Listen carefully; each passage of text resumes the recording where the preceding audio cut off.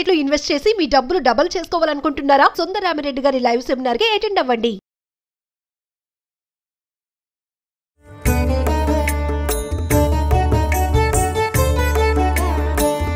నమస్తేస్తు మహామాయే శ్రీపీఠే సురపూజితే శంఖ చక్ర గదాహస్తే మహాలక్ష్మీ నమోస్తుతే.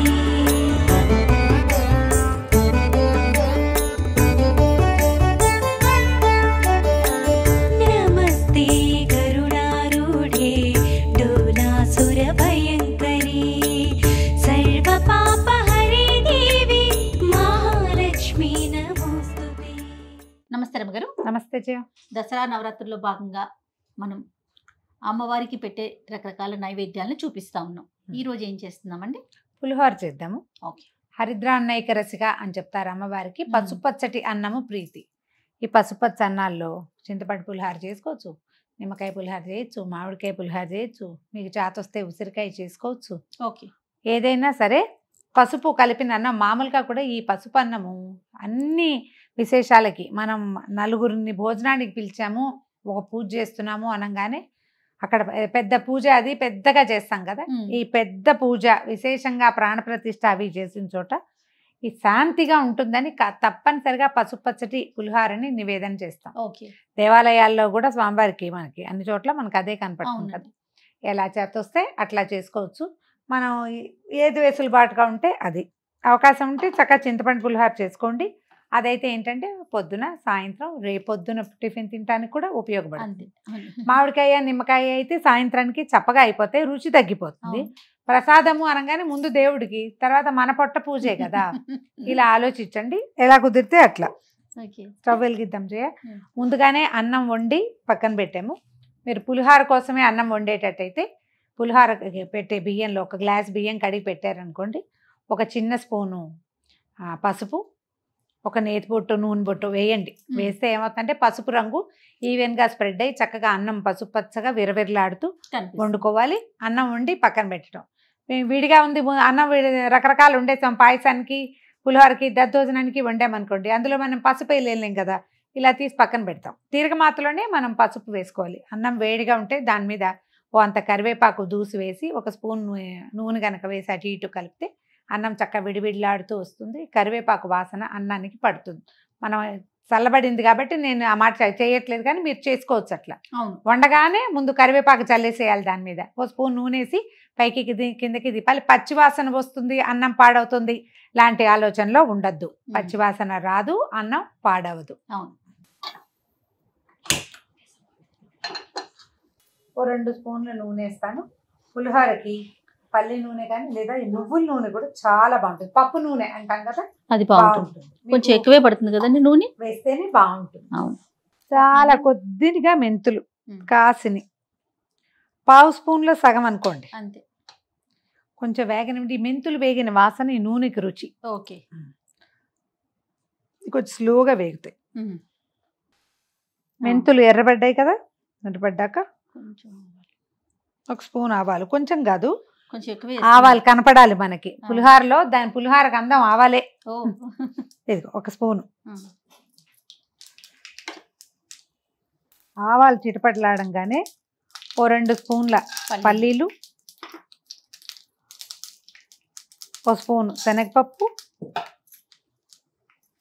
ఒక స్పూను మినప్పప్పు, ఎండుమిర్చి కూడా వేసేద్దాము. ఎండుమిర్చి నల్లబడితే ఎక్కువ రుచిగా ఉంటుంది. అవునవును.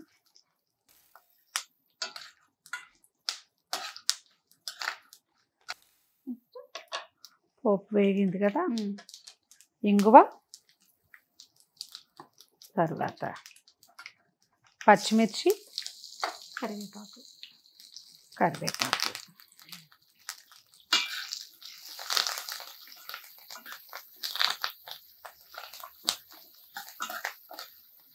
మామూలుగా మనకి ఈ అనంతపురం నుంచి అటు తమిళనాడు కర్ణాటక వైపుకి పులిహోరలో పులిహోర పొడిని వేసుకుంటారు. మెంతులు, మిరియాలు, తర్వాత ఏమో కొంచెం కొన్ని రకాల పప్పులు, మన ఆవాలు వేసి పౌడర్ చేసి పెట్టి పౌడర్ కలుపుతారు. ఈ పొడి వల్ల ఏంటంటే దీనికి ఇంకా కొంచెం రంగు గాఢత వస్తుంది, ఘాటు వస్తుంది. అవును, మన వైపు కొంచెం తక్కువే. కాస్త తక్కువగా వేసుకుంటాం. పొడి కావాలి మీకు చాయిస్ ఉంటే చేసి వేసుకోండి, కానీ నేను చెయ్యను. కొంచెం సరిపడా పసుపు వేసేద్దాము, ఒక చిన్న స్పూన్ అనుకోండి. ఇప్పుడు చింతపండు పులుసు తీసి పెట్టాం కదా, ఈ ఒక గ్లాస్ బియ్యానికి ఒక నిమ్మకాయ కంటే కొంచెం ఎక్కువ చింతపండు వేడి నీళ్ళు పోసి నానబెట్టాము. గుజ్జు కూడా తీసేసాం, అది ఈ పోపులో పోసేసాం.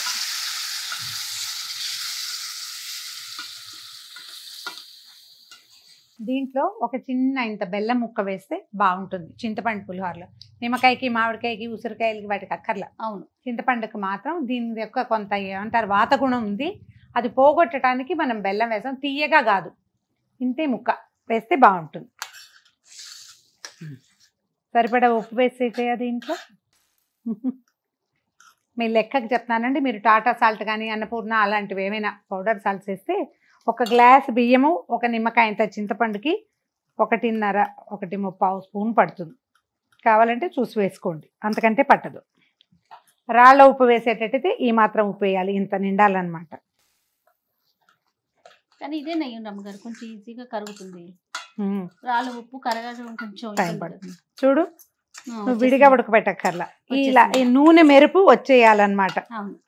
మనము ఇది మూకుడు వేడిగా ఉంది, తాలింపు అంతా వేగి నూనె వేడిగా ఉండటం వల్ల చింతపండు 2 నిమిషాల్లో వచ్చేస్తుంది. ఇది ఒక దెబ్బకి అయిపోతుంది. చూడండి, మనం వేరే గిన్నెతో చింతపండు పెట్టుకునే బదులు ఒకటే గ్లాస్ అయితే ఇలా చేసుకోవచ్చు. మనం ఎక్కువ క్వాంటిటీ చేసేటప్పుడు పులిహార పటపటలాడాలి, పులిహార పోపు అంటే. అందుకని పోపు ముందు వేసేసి అప్పుడు చింతపండు ఉడకబెడతాం. ఇది మరి ఒక్క గ్లాసే కదా, అందుకని ఇలా చేసేసాం. ఇది ఈజీ మెథడ్ అన్నమాట. టైం కూడా మనకి టైం కూడా కలిసి వస్తుంది. వచ్చేసింది దగ్గరకు వచ్చేస్తుంది. నూనె బయటకు వదిలేస్తా, నూనె వదిలేస్తే చాలు. నూనె వదిలిన కొందికి దీని నిలవ ఉండే గుణం పెరుగుతుంది అనమాట. అన్నాన్ని పాడు కానివ్వదు. 2 రోజులు చక్కగా, ఇవాళ పొద్దున రాత్రి రేపొద్దున వరకు చక్కగా ఉంటుంది. ప్రయాణాల్లో ఎక్కడికైనా వెళ్ళేటప్పుడు కూడా ఇగో ఇది చూడండి, అంచులు వెంబడి ఎట్లా వచ్చేస్తుందో నూనె. ఓకే, ఆపేద్దాం స్టవ్. అన్నంలో పోసేద్దాం చింతపులుసుని. మామూలుగా నేనేం చేస్తానంటే జయ, అంటే నా మెథడ్స్లో ఇది ఒకటి అనమాట.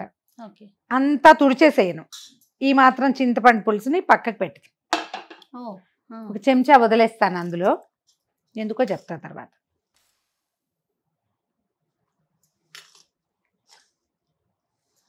ఇందులో మీరు నువ్వులు, వేయించిన నువ్వుల పొడి వేసుకోవచ్చు. అవును, బాగుంటుంది. నువ్వులే కూడా వేసుకోవచ్చు కదా, నువ్వులు కూడా వేసుకోవచ్చు. తాలింపులో నువ్వులు వేసుకోవచ్చు. కొంచెం అల్లం, పచ్చిమిర్చి సన్నగా కోరి అవి కలుపుకోవచ్చు, మన రుచి మన అలవాటు అంతే.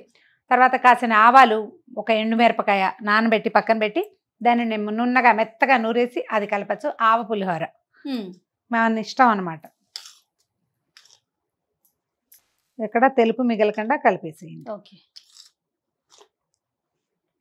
పులిహోర అన్నం ఎలాగో పొడి పొడిలాడుతూ వండుకుంటాం కదా. అవును, ఇంకా కాసేపటికి ఇది ఇంకా పొడి పొడిగా అయిపోతుంది నూనె తగిలి. నివేదన చేసేటప్పుడు మనం రుచి చూడం కదా. ఒకవేళ ఏమైనా ఉప్పు అవసరపడితే కలుపుకోవటానికి వీలుగా ఈ స్పూను ఉంచుతాను.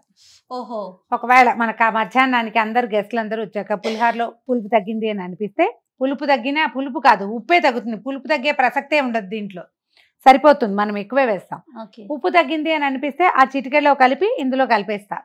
ఒకవేళ కాదు సరిపోయింది, ఇది మిగిలిపోయింది, చాలా దుఃఖంగా ఉంటుంది, ఇంత పని చేసాం కదా అని. రాత్రికి చేసే చారులోనో పులుసులోనో దీన్ని తుడిచి వేసేస్తాను. బాగుంది రమ్మ గారు మీ ఐడియా. ఇంటింటికి ఒక చిట్కా ఉంటుంది జయ, ఖచ్చితంగా. ఎవరి తెలివితేటలు వాళ్ళవి, మా తెలివి ఇలా వాడతాం అన్నమాట. ఓకే, అయిపోయింది. ఇంకొక చిన్న మాట చెప్తా జయ. మనం ఈ వర్షాకాలం, శీతాకాలం చేయి పెట్టి చక్కగా 4 పక్కల దేవేసిన అన్నం బాగుంటుంది.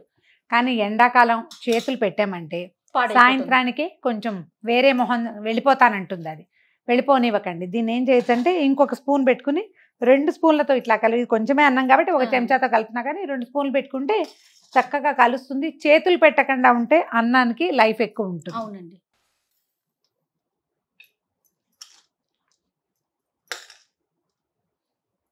కమ్మగా ఘుమఘుమలాడే చింతపండు పులిహోర. చింతపండు పులిహోర. రైట్. సో మరి ప్రేక్షకులందరికీ మరొకసారి దసరా శుభాకాంక్షలు.